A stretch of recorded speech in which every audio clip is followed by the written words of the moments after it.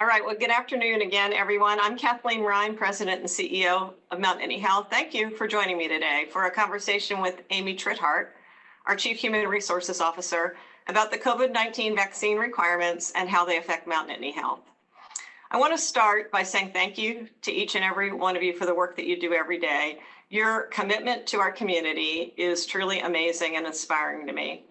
Additionally, since today's Veterans Day, let me just acknowledge and say thank you to all of you who have served our country, and for those of you who are currently serving our country, and for those of you who have loved ones who have made the sacrifice for all of us. Thank you very much. You have my thanks and my admiration. Turning to today's subjects, I think I want to say first that I know that the COVID-19 vaccine requirements creates for a lot of our employees a situation where you all have a difficult decision to make. And as you make this decision, we want to be sure that we do everything we can to give you the information you need about your options and about how your decision will affect you. So it's really important that we are sure that as people make a decision, they have all the information they need. So we'll be working a number of ways over the next couple of weeks to support you in that regard. And today's webinar is really a part of that, as Amy will lay out for us how this affects us. So I'm glad that we're able to do that in this environment. We will be recording this, so for team members that weren't able to join, we hope that this would allow people to watch it at their own convenience and their own time, maybe go back over something that wasn't clear the first time, so that, again, we hope this format will serve everybody well. Thanks so much. Many of you submitted questions in advance, so we'll be really answering a number of questions today. We'll get to as many as we can with the time allowed, but be sure that if you submit a question during the webinar, if we don't get to it, or if we don't get to one of the ones you've submitted, we will definitely get back and we'll refer you to the Connect page and other ways that you can get the information you need. So with that, let's jump right in, and let me start by welcoming Amy and saying thank you, Amy, for taking time to answer questions today. Thank you, Kathleen. As you said, we do recognize this is really a difficult time for some of our staff. I appreciate the opportunity to be here with you and to continue to provide some clarity on these vaccine requirements for Mount Nittany Health. All right, well, let's jump right in. Amy, can you explain the vaccine requirement and how it affects Mount Nittany Health? Sure. So earlier this year, the vaccination requirement for healthcare workers was announced, but the rules were actually just released last week. And at Mount Nittany Health, in order to comply with these rules, we've now released our COVID vaccination requirements for our employees and providers. So there's actually a couple of different sets of requirements that apply to Mount Nittany Health, Amy. So could you explain and maybe clarify that? Sure, Kathleen, you're right. There is more than one ruling. And as a healthcare provider that has over 100 employees, we're a little bit different than some of the other private businesses in the sense that we're required to comply with both the emergency temporary standard that's been issued by OSHA and the interim final rule that's been issued by CMS. As a comprehensive healthcare system, we've made the decision to adopt a single approach across the system that enables us to comply with both of those rulings. So I'm sure some that are listening know that there's been a temporary stay issued on one of the rulings by the federal court. How does that impact us? Sure. So it's important to note that that temporary stay that's been issued by the court only applies to the temporary standard, and it is not a final ruling. And it does not impact the Centers for Medicare and Medicaid Services, which we refer to as CMS, that rule, which imposes the vaccination requirement for healthcare facilities to participate with Medicare and Medicaid. We will, of course, continue to monitor any legal developments as for both rules, actually, but for now, we're preparing to comply with both of the requirements. All right, got it. Thanks for clarifying that. Now, I see that the first date that we need to pay attention to is December 5th, which is coming right up. So it seems like we need to act quickly. Can you sort of lay out the time frame for us? So by the December 5th date, it's very important that people either have the first dose of their COVID vaccine if they are receiving the Pfizer or Moderna vaccine, or a single dose of the Johnson & Johnson vaccine. It's also very important that you check with employee health to make sure that you have had proof of your vaccination submitted there. The second important date is the July 4th date. This is when we would need the January 4th date, not July 4th. By January 4th, we need to make sure that we have the second dose of the COVID-19 vaccine in arms, or that employees have had a religious or medical accommodation approved. So Amy, we have a lot of questions about accommodations. Can you explain a little bit more about the accommodations? Sure thing. So employees seeking accommodation due to a medical reason or because they have a sincerely held religious belief should submit that request for accommodation to the committee for review. To avoid interruption in work, we recommend submitting this by Tuesday, November the 23rd. If you haven't submitted your request by December 5th, then that employee would be placed on a 1-week unpaid suspension, and then terminated if they are not in compliance by the end of the suspension period. So what if the accommodation is approved? Great question, Kathleen. If an employee is granted an accommodation, they must continue to comply with current requirements designed to minimize the transmission of COVID-19. Those current requirements include the wearing of proper PPE and the daily symptoms screening that they either do at the robots that we have at the door or the monthly attestation that some people do by HealthStream. In addition, then there would be regular COVID testing for those people who've been granted an accommodation.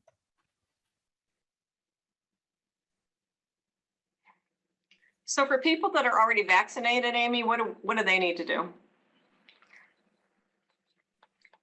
So people have already been vaccinated. We just need to make sure that Mount Nittany Health has a copy of their vaccination card. If you were vaccinated through a Mount Nittany Health clinic that was for employees, Employee Health Services would have that card on file. But if you were vaccinated at a community clinic, an MNPG office, or someplace else, you need to make sure that Employee Health has a copy of your card.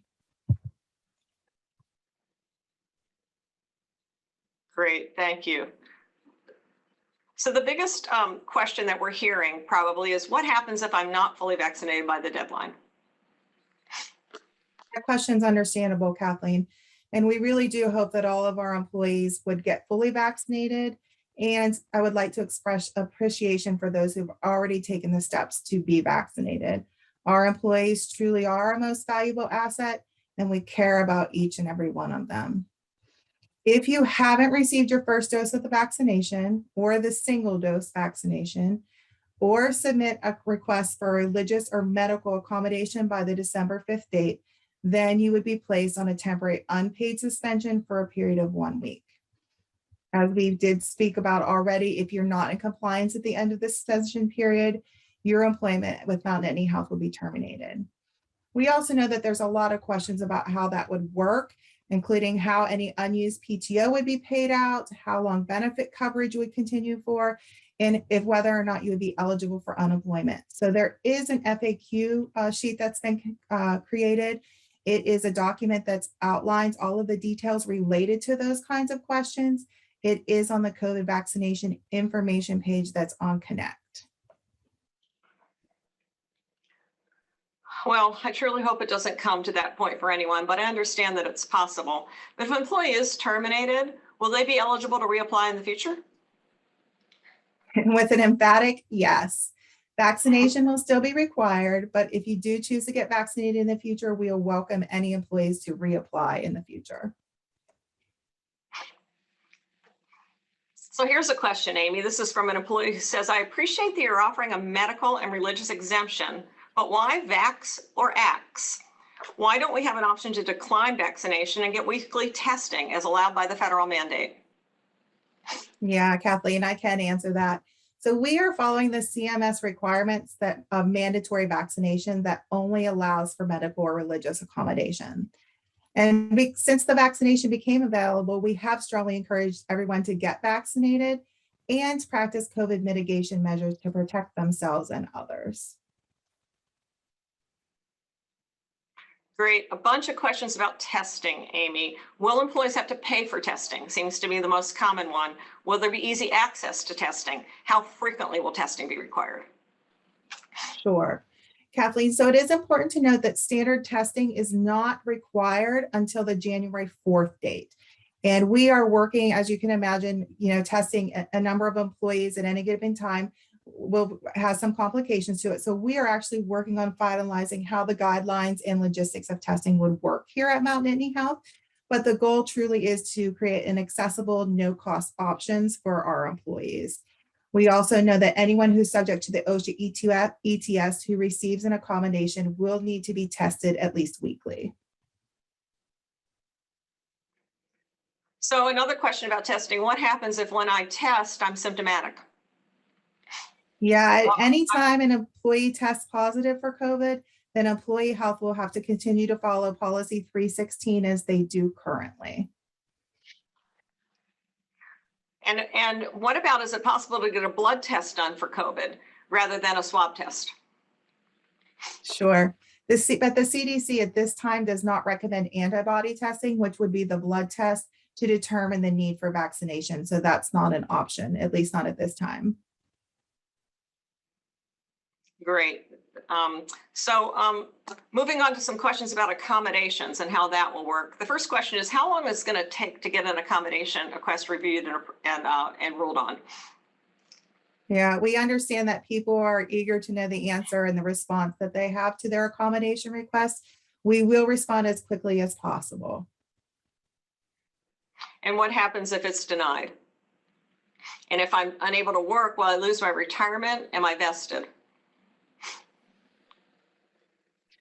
So that's a great question. No, if you are vested, then you would not lose your pension. If you have any concerns about and not knowing if you're truly vested or have concerns about your retirement, then please reach out to Transamerica. On the employee benefit page, there are actually a place and information about retirement benefits. So that's on the employee benefits portal on Connect. Yeah, questions from employees, Amy, who work remotely. I work off site at all times. I work in my home. Will the vaccine requirement apply to employees like me? Yeah, we did anticipate some of these questions, Kathleen.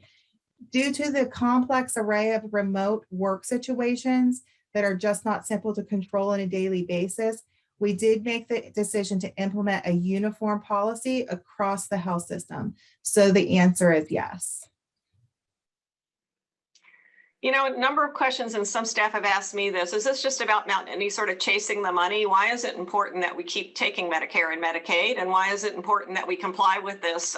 Can we stop taking Medicare and Medicaid and not worry about this? Can you answer that? Sure. We have been hearing some of the questions related to that. So complying with the vaccination requirements really has nothing to do with Mount Nittany Health chasing money. What we are doing is ensuring that we continue caring for the most vulnerable people within our community. You know, our community members who are 65 and older receive medical benefits through Medicare, and the low income people or people who have serious or complicated health conditions receive care through their Medicaid benefits. So limiting access to quality care would have serious consequences for our community. All right, well, Amy, we're running out of time, so I want to thank you very much for being here today and answering your questions. And I want to thank everyone who's tuned in.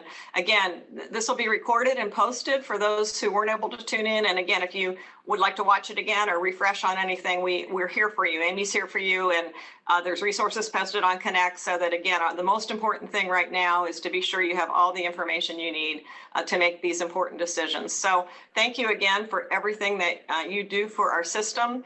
And again, if we didn't get to your question today, I know that there'll be mechanisms for reaching out to you directly and being sure that we get you the answers that you need. So thank you everyone for tuning in, and have a good rest of your day.